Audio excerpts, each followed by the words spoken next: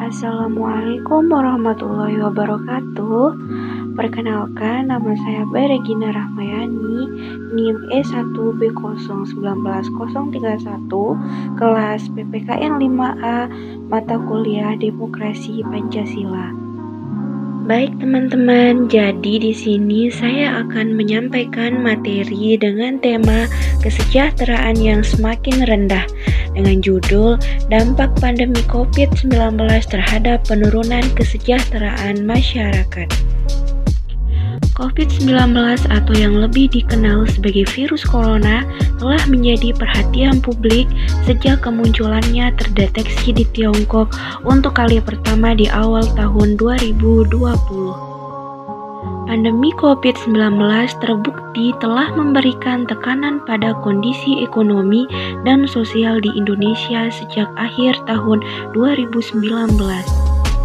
Dimulai dari adanya guncangan terhadap suplai barang dan jasa yang tersedia di pasar atau supply shock. Guncangan tersebut terjadi ketika orang-orang mayoritas pekerja dalam rantai produksi terinfeksi virus dan kemudian sakit. Kondisi ini menyebabkan penurunan tingkat produktivitas individu ataupun perusahaan. Guncangan terhadap suplai juga didorong oleh pembatasan aktivitas fisik atau physical distancing, ataupun pembatasan sosial berskala besar atau PSBB sebagai bagian dari upaya pengendalian penyebaran pandemi. Guncangan terhadap suplai pada akhirnya akan diikuti oleh guncangan terhadap permintaan konsumen atau demand shock.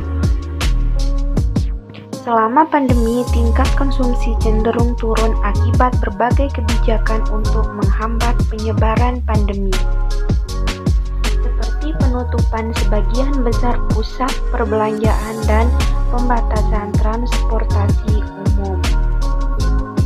Tingkat konsumsi masyarakat juga turun akibat turunnya tingkat pendapatan atau hilangnya mata pencaharian. Dampak pandemi COVID-19 pada aktivitas perekonomian diprediksi akan berlangsung cukup lama. Jika hal ini terjadi, kemungkinan besar masyarakat dunia akan mengalami resesi atau krisis ekonomi yang parah. Bank Dunia 2020 memproyeksikan bahwa pertumbuhan ekonomi Indonesia pada 2020 hanya akan mencapai 2,1%. Dalam skenario terburuk, angka proyeksi tersebut bisa turun menjadi 3,5%.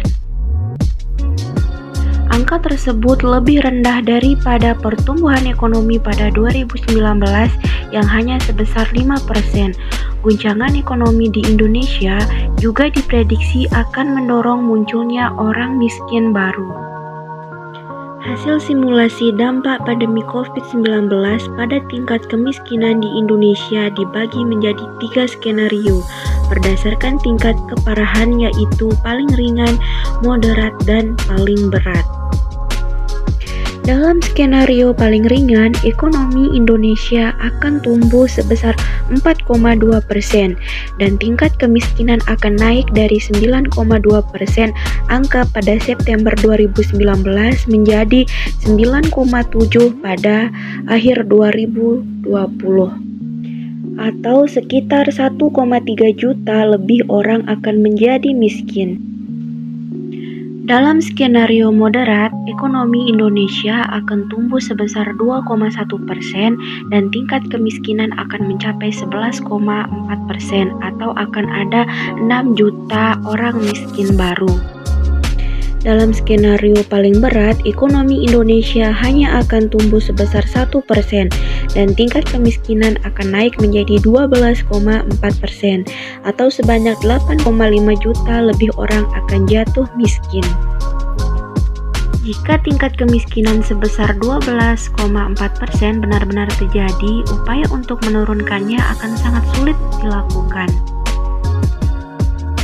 Dalam kondisi seperti itu, pemerintah Indonesia perlu melakukan upaya yang sangat besar dan masif untuk mencapai target RPJMN 2024. Kenaikan tingkat kemiskinan akibat pandemi COVID-19 perlu mendapatkan perhatian serius dari pengambil kebijakan baik di tingkat pusat maupun daerah. Salah satu upaya yang dapat dilakukan pemerintah Indonesia adalah memperkuat program perlindungan sosial untuk membantu masyarakat, terutama mereka yang menjadi miskin atau makin miskin akibat pandemi COVID-19.